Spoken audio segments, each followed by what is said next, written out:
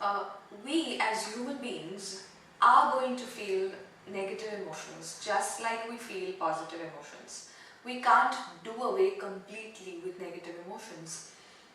Many of these negative emotions are what we call in REBT unhealthy negative emotions. And unhealthy because they are dysfunctional in the sense that they don't take us toward our goals, they come in our way and they create a sustained emotional disturbance. I want to talk about some such unhealthy negative emotions, and today what I want to talk about is the emotion of guilt.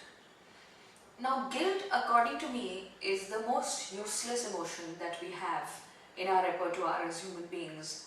And I'm saying this because it keeps us focused on things that we can't change and then leaves us with absolutely no energy to change things that we actually can.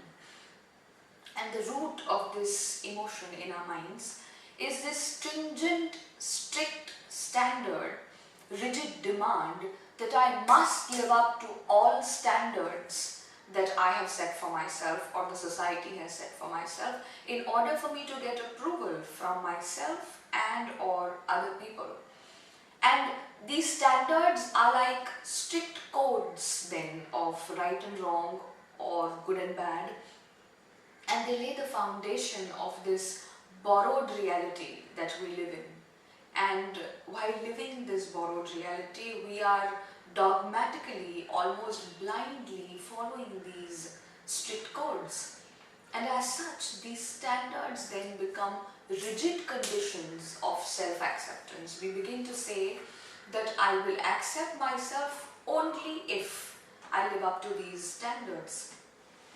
And what do I mean by these standards? For example, I must always do the right thing, or I must live up to my parents' expectations. I must never lie.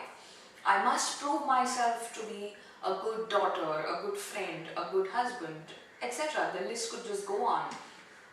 The real question is, why do we elevate our mistakes as human beings to the level of catastrophes?